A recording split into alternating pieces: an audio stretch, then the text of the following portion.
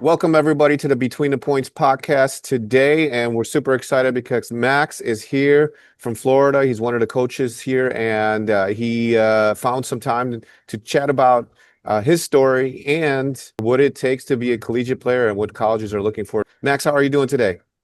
Greg, I'm good. Thanks for having me, man. I'm glad we put this together. It was kind of spur of the moment, a couple messages back and forth online, and here we are now. So it's great. Thanks for having me. Absolutely, my pleasure. I'm very grateful that you found a way to make this happen. It's always fun, like just like boom, boom, and then making it work because that's all it's all Yeah, about. that's how good things happen, though. Yes, sir. So Max, maybe you can kind of start us out and tell us a little bit about your history, about how you got into coaching college Yeah, tennis. that's a great question. I mean, first of all, I'm a coach here at the University of Florida now, and I graduated from the University of Florida, so I didn't have the stereotypical background that a lot of the coaches at this level have. I came here to school as a regular student and had a really special experience here. Was very involved and invested in the tennis here at Florida as one of the student managers for the women's team under Coach Roland Thornquist. And at the time, the team was number one in the country, really good program. So I was able to spend a lot of time with them on scholarship as a student manager and also running the club program here in Gainesville, which for those who don't know, especially pre-COVID, it was a really great level, great experience at that age, running a large organization. And we got that team up to top five in the country. That was really great. So I wasn't necessarily playing in school, but I graduated with a great background in tennis Yeah, and leadership and development in that way. And then I go home to Daytona Beach. And for those who don't know, that's where I'm from, Daytona Beach, Florida. And an opportunity arose where a small HBCU Division I school, Bethune-Cookman, they gave me a call because they had a full-time assistant position available. And I just took the call, ran with it, and however many years later, maybe 7 years later, 8 years later, I'm here coaching at my alma mater. So it's been a whirlwind, but that's kind of how it all started for me. that's awesome. I'm actually very interested about your story. You didn't come from like a background of playing at a super high level. I mean, obviously you're Yeah. very passionate. What do you find that what benefit do you see that just coming from like a coach's perspective versus a player perspective? Is there any benefits to You know, that? I think you just come at it from two angles. I think you see some of the best college coaches of all time actually didn't have necessarily the greatest playing backgrounds. I think in this environment, in a college coaching environment, there's so much more to it than just the X's and O's of player development and the very basis of all of it. You have to be incredibly passionate about what you do. You're not in this for the money. You're in this for the experience and trying to work with young people and build great teams. You have to have a great work ethic, right? Those two pillars. Those are things that I was fortunate enough to be raised to where I do have that. And then in regards to your original question, with not having I feel like it's allowed me more freedom to kind of coach players with less of a personal bias to my own experience of playing tennis. Obviously, I played at a good level, but I'm really able to look at a player and not see it from any lens of my own experience coming up. Rather, I'm able to kind of look at it very objectively. And as a result of that, I kind of have a blank slate with every player I work with. And I think that kind of perspective allows me to have an open mind to really everything that comes at me because every tennis player is different, and you certainly can't coach everyone the same. And then obviously in regards to the tennis at this level, listen, I've worked for some great programs at this point of my career. I mean, I got to spend time at Bethune-Cookman, Stetson, two great Florida Division I mid majors, and then I went out to University of Oklahoma, OU, which was my first kind of taste of the big time, and then went out west to UCSB, University of California, Santa Barbara, which was a great program. I think they're going to indoors this week. They're 13 in the country.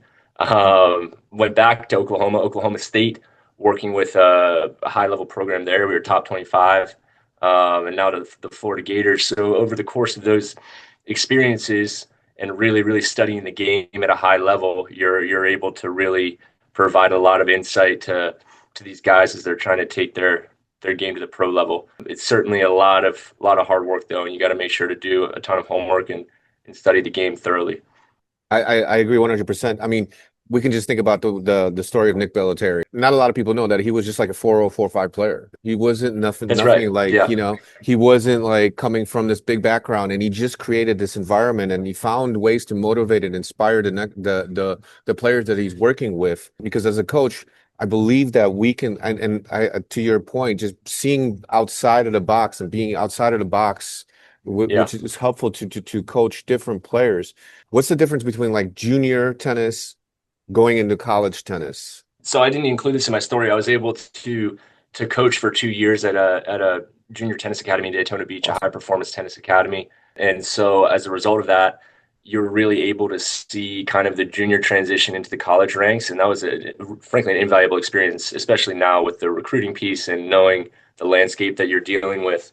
I think the biggest thing between junior tennis and tennis, especially at this level at a place like Florida, is the in juniors, it's a lot about development. It's a lot about trying to play for your future self. It's a lot about trying to have great technique and great skills. And then you come to a place like Florida, some of these major institutions where it's basically pro level tennis. And it's a lot about physicality. It's a lot about mentality. It's a lot about your day to day habits, your professionalism, and where you can find that extra 1, 2, 3% in order to break through at this level, then ultimately at the pro level. I think that a junior tennis is a lot more holistic in the regard where you're trying to play for your future self, and here your future self is right now. How does it affect for players to be all of a sudden go from like juniors where it's just about themselves, now they're on a team?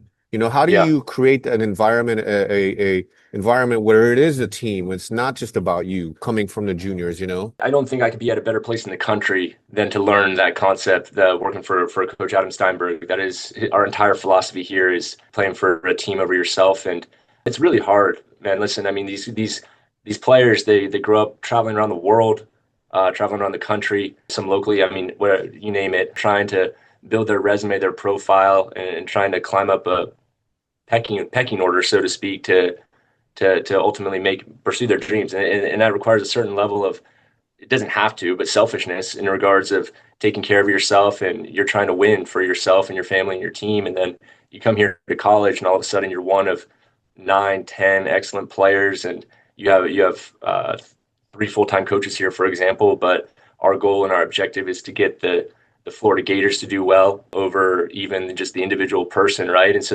Yeah. that in itself takes a certain level of maturity, and it takes some time for guys to come in and understand that difference. But here, especially, we're so bought into playing like unified on the dual match court with team energy and a lot of passion and enthusiasm for Florida. And we preach that every single day in practice. So over the course of time, that becomes a habit. It becomes ingrained into the language and how you speak. And that's our ultimate goal. So I feel really good about that experience here, because some programs, man, around the country are, to no fault of their own, are excellent, but they still tailor more of the individual style towards the players when they come into school, which is awesome to their own right. But here it's about playing for a team, and I think you probably saw that when you came out and watched us play in New York. We've got a lot of guys that are running between courts, giving each Yeah. other high fives, playing for each other. You can't hide that level of enthusiasm and passion. Yes, I totally agree. That's the one thing that I think that stood out in that match. Because for those of you who are listening, I ended up at the Columbia versus Florida match. In the one thing that stood out with you guys is the culture of support and the team that you Yep. had. And it was just, you could see, because it makes a difference. It makes such an impact when you've got your teammates cheering you on and it's a team thing and you're going, and that's that little edge that sometimes that the players need. And I love that. Yeah. I love seeing that. Thank you for saying that. Yeah, we Yeah, appreciate it. I mean, that's the ultimate compliment to us. And I certainly can speak for Coach Steinberg and Coach Rossi, the other two members of the staff. We're far from a final product, and we're pushing for even more than what you saw. exactly. Talk to me about habits because you hit up on something here in between the points. That's our focus is the mental game. And Mhm. big part of tennis is creating habits. What habits do you think are helpful for tennis players to succeed at the junior level and college level and then ultimately to the pro level? Listen, it's a tricky question because there's a lot of talented tennis players out there that do quite well that don't necessarily have the greatest habits. But at the end of the day, in order to have consistency and performance, in order to have a great baseline, to have your average day be very, very high, you need to have great disciplines and great routines, habits on a day-to-day basis in order to make that happen. I think that's oftentimes where you see those really pay off. I mean, you can have terrible habits and have one great match that you could think about, but you could have eight or nine matches that are maybe below the belt that aren't quite the level that you're looking for. I think that's a big piece for when players come to college, actually, because even in junior tennis, you go through and it's very much you're kind of doing your own thing. You're going around like you don't have a lot of people to answer to. Here, you get put into a locker room environment with young men and women, and you're trying your best to meet the day-to-day disciplines of the program. And these players here, they're in the training room every single day on regular sleep schedules. You have to eat well. You have a nutritionist. There's so many things that you have to do around the game that allows you to be able to play at the best level you can. And what part does the mental side come in? How do you guys And then train? How do you guys train the mental side? that's a great question, man. I think here, kind of touching back to what we previously talked about, the mental side for us is coming with a great sense of energy and focus by playing with the team. And so we're really, really big here on managing and maintaining great body language as a result of it affecting the people around you. So we hold players accountable at a high level to their body language and their responses after winning and losing points, especially on the practice court. So that's for one. And two, you really have to get to know your players. We spend a lot of time with these guys, making sure to meet with them, hearing from their backgrounds, understanding what they're having to deal with on a day-to-day basis, and kind of meeting a player where they're at. Some days you could come in and you're not always going to be at a 10 out of 10 every single day. And so I think communication at a high level with the coaching staff to the players and the players amongst each other really, really goes a long way there, just making sure people feel safe and comfortable on the court and understanding what they have given on the day. That makes sense, right? Body language. Yeah. And what are some things that do you find helpful in body language? Body language is probably the most important thing because it screams for the world to see, right? You could watch a tennis match, you could watch any sporting event, and if a player has good body language or bad body language, if a player has bad body language, you know that they're not doing well.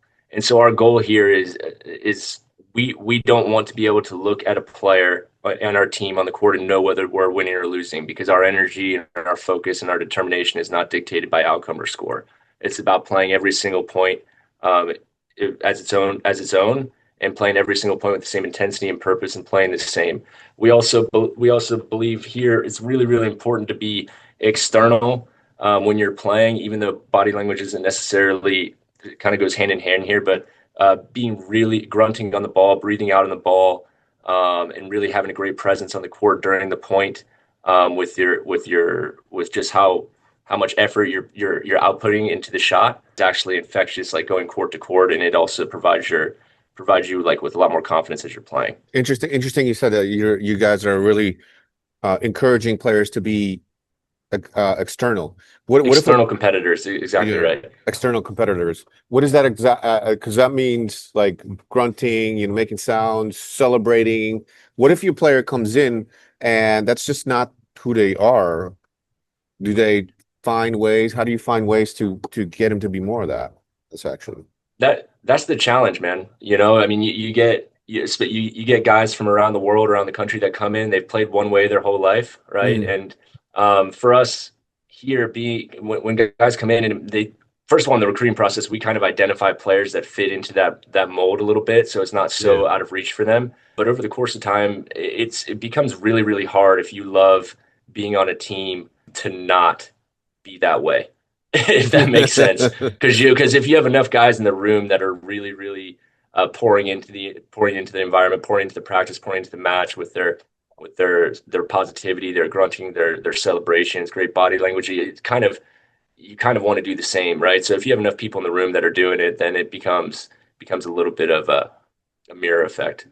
Gotcha. You just kind of it becomes who you are. You are who you surround yourself, right? Yeah, exactly right. And that's just the nature of our program. I don't think anybody signs up to play for the Florida Gators and Coach Steinberg without wanting to be a spirited competitor. It's what it's all about. Interesting. And you touched up on the recruiting process. Talk to us Yeah. about the recruiting process because I know that there's a lot of parents and kids that are wondering like how does one get into your view? Like how do you recognize talent and what are you looking for? Yeah, I mean that's a great question. So especially nowadays in this new era of NCAA sports, we have roster cap management, and so we're only allowed to have 9 players on our team, and so every position is really really valuable, and we have to do our due diligence and our homework to make sure that not only that we're vetting out the recruits that we're looking at, but their families as well, the people in their life, their coaches, and doing a really really all encompassing approach towards recruiting. We like to identify high character guys that have a proven winning track record, right? The combination of that is pretty important. I mean, I know everybody says that, but it's you can't really hide from a winning and losing record coming into school because you understand the nature of being able to of how to win. We have a great example of a player. He actually transferred from NJIT and he came here for 1 year, and so he played. He's here now. His name's Pablo Perez Ramos, and he was the number one player at NJIT, which is a smaller mid major Division I school, and his record there was incredible. He was 49-6 at number one over the course of 3 years. So some people would say coming in here, Florida's a higher level than that. Well, the guy's come in and he's done unbelievable, and he's had an undefeated start so far this season because he just loves to compete, knows how to win, and he loves being a part of a team. And we try to find as many guys like that as possible, because we're willing to overlook some higher profile guys on paper if they meet the criteria of what I'm talking about there, because we just believe in their character and what they do. Tell me a little bit more about high character. What does that mean? High character to me means hardworking, selfless, someone that wants to be a Florida Gator, right? We don't want to sit here and have to try to convince kids to come to school or try to convince kids that this is the best option for them. If you do your homework on a place like this, or really any Power Five, really top end Power Five institution in the country, you want to go to places like this, right? We don't. So to me, that's a big deal. Guys that want to be Florida Gators, and just with really good backgrounds with their coaches and their families when we're having these conversations and kind of hearing about them, making sure that those relationships there are good and solid, and that we're not seeing any red flags or friction with people in their inner circle. Gotcha, gotcha, gotcha. And what about their family? What are you looking for as far as the family environment? Well, I mean, listen, everybody's got a different family background, right? Sure. But we want with players just kind of hearing, just seeing how they interact with their families when we get on Zoom calls and when we see them on the practice court and at tournaments, just seeing how they interact with their parents, their brothers, their sisters. I included coaches as well. Just an element of respect and communication and making sure that you're recruiting these families and they're all so invested. It's not like just like you're recruiting one person, you know. You bring a player to a place like Florida, and then you're recruiting four or five, six different people that have invested their whole lives into their son's tennis experience, and you want to make sure that you're really providing answers and an experience for all of them. Yeah, that makes sense. Total sense. I mean, I've been going to a lot more college matches and the families are there. You got the whole family invested. They're looking Yeah. and and it's a small little circle of just people that have been around this game for a long time because it's all very high level players. Like I'll go ahead and say I like kids that are very independent, that have a background where maybe they've traveled a little bit on their own, where they've had to handle their own affairs, where their parents or their circle has allowed them to kind of develop independently and exercise their own freedom. And So you want the kids to be independent and work hard and yeah, have a respect for their family and their coaches, right? yeah, Because that says a lot about the character. These families sacrifice so much for their kids, and these kids sacrifice so much. Having that sense of gratitude of like, hey, and this is an opportunity for them of a lifetime because it does come and go really quick. I mean, I had my own little experience with college. What has been for you one of the great gifts of being a coach, of experiencing being a coach? and that's a great question. I can give you the typical answer, but it's the truth. It's the relationship with the players, Right. right? I mean, that has been incredibly special. I've gotten to be a part of a lot of different programs at an early stage of my career and been around the country, getting to work with student athletes all around the world, and obviously the relationships with the coaches I've worked with as well. I mean, the whole relationship piece is frankly what it's all about because you spend so much time with each other. You spend more time with each other than your own families, trying to achieve this common purpose, this common goal. And listen, I've been a part of coaching some winning some big matches in front of big crowds, right? And that feeling comes and goes pretty quick. The what you always lean on, what you always remember from all your experiences is the people that you did it with and the relationships that you have, and that's what it's been all about for me. Yeah, I agree 100%. It's about the people, isn't it?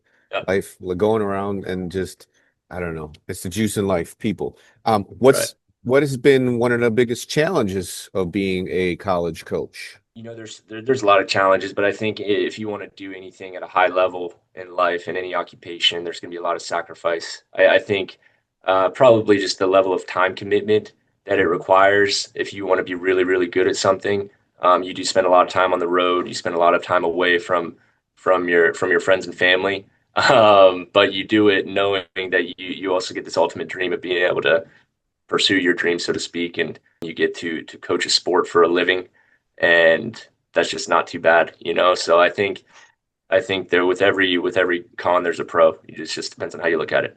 Yes, exactly. For every wrong, there is a right, right? That's That's another way right. of saying it. That there's perspective is a wonderful, wonderful tool.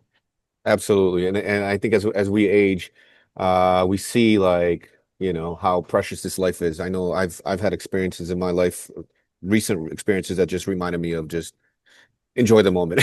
That's right. Because That's absolutely right. tomorrow is never promised. So Max, tell me, what is your big dream in all this? What's the big dream? The It's ultimate. great. That's a great question.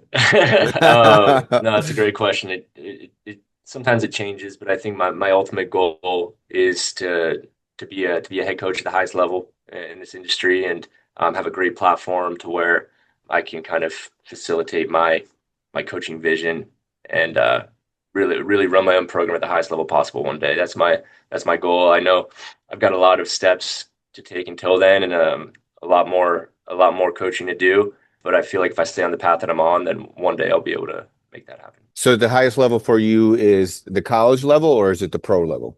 Or I'd is it say both? right now probably the college level. Okay. I love college team tennis. Yeah. I don't know if I'm necessary if my MO or my shtick would be a touring coach. I think just being able to build teams and be able to compete representing these universities with great history, that really it does something for me psychologically to where it's really motivating and inspiring. And so I think just coaching collegiate tennis at the highest level as a head coach. I think the way you're going about it is great, and certainly you're taking all the steps appropriate, and we'll see you at the highest level running your own program, certainly. Maybe, Uh, man. may- couple quick questions to maybe get to know you a little bit better on the fun side. Okay. Okay. I All like right. to do quick 5 questions. All right. So what's your favorite food? My favorite food. This is an easy answer. It'll be a meal. It's a medium rare ribeye steak, with some sort of potato, asparagus, glass of red wine. That's what it would Nice. be. The staple steak, baby. Yeah, the whole Red meat and meat. potatoes, man. Yeah, baby. I'm Polish, so that's definitely in my blood too. Favorite movie or favorite movies? My favorite movie for as long as I can remember has been the Lord of the Rings trilogy. Fellowship of the Ring, Two Towers, Return of the King. Spent a lot of time with my dad growing up. We would watch them. That was our favorite movie. So I'd go Lord of the Rings. Is there something that you have a hidden talent about, or do you have a hidden talent? Man, I don't know. I don't know. I think I played. I was in the orchestra growing up. So I was 10 years in the orchestra playing the viola. So for those who don't know, that was my hidden talent. I don't know in the Division 1 tennis world whether that holds any relevance, but that's something I have in my back pocket. Well, I think that definitely is a little bit of a hidden talent, something people Yes. maybe not knowing about you for sure. That's awesome Yeah, I to don't hear think that. many people know that. That would definitely be a first. All right, yes. Um, so who who is what or what who are some of your favorite tennis players? That's a great question, man. I've got probably two answers for you. I grew up on Roger Federer, right during his peak Fed days. I would spend a lot of time with my dad, and we'd sit down and we'd watch him play like the U.S. Open or the Masters tournaments, especially when he was on his run in '05, '06, '07. I mean, he was really, really great to watch. And I'm going to give a shout out I don't know him personally. I know a lot of people that do, but I got to give respect to the greatest college tennis player of all time, Steve Johnson. Watching match streak run when I was much younger, and just seeing his success at USC and kind of following just on online and seeing everything that he was doing. That's pretty cool. So you got to pay respect to the best college tennis player. Awesome. That's yeah, awesome. And then just finish up on this last five questions here. Your memory, your tennis memory that you go back to, whether it's a playing memory, whatever, watching memory, one of your memories that you just like really just your favorite memories. I would say a couple of years ago, I was coaching at UCSB, and it was a really, really special group we had. Really, really good group of guys. Connected with them very well, and they had been working really hard. And so we started the season off great. I mean, I think we were 18-1 overall on a national schedule going into the end of March, and then I'd spent a lot of time working with Wayne Bryan, who's a UCSB alum. For those who don't know, Wayne Bryan's the Bryan brothers' father, and he did an amazing job for this big match that we had against Cal Berkeley to fill the stands in Santa Barbara with 400 500 people. And so the Gauchos are coming in 18-1 at home. We had the pep band out. Wayne Bryan filled the stands. We beat Cal Berkeley in a thriller 4-3 for the first time in program history, and it was just one of those really special moments that you look back and the players were very proud. The families were really, really happy. Obviously, it was a big moment for the coaches, and it's just one of those things you remember. So I think the environment that was created as a result of the fans and the momentum of the season, and then what the players did that day, that was a really cool moment. Awesome. That sounds like a pretty amazing experience, Yeah, a no, lifelong memory. it was good stuff. We'll wrap it up here because I know you got to get going. You've got a meeting. And so, can you tell the junior players something? What can you tell about to keep them inspired or motivated or anything that they could know about their path to college that could help them out? Yeah, I mean, I think junior tennis is so tricky because you come up and then there's rankings and there's results and there's a pecking order amongst the kids as to who's doing well and who's not and who gets to get recruited by the big schools and who doesn't. But there's so many stories and so many examples of great players that maybe peaked when they were older. They're, I don't know, 19, 20, 21, 22, that weren't necessarily the best junior in the world or didn't necessarily have the craziest background. And so I just say, just keep going, keep playing hard, keep developing, keep being passionate about the game, and you never know when your breakthrough moment is. And that part's the most exciting thing about the sport. Awesome. I agree. I just want to say thank you for your time here. Where can people find you? Where's the best place to find you?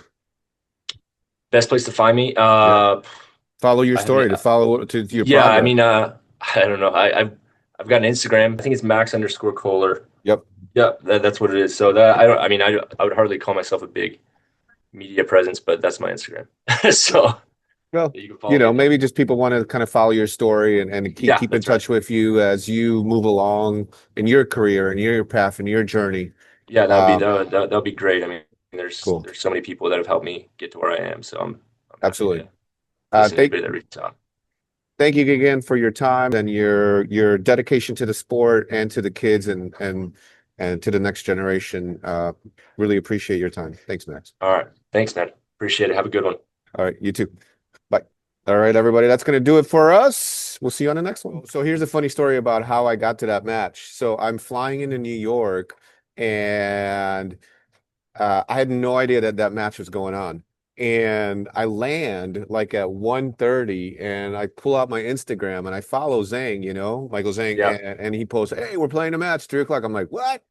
Yeah. I'm like, so I just That's awesome. like I take an Uber to the hotel, drop my stuff, take an Uber to the match, and I get there Yeah. right as the match is starting.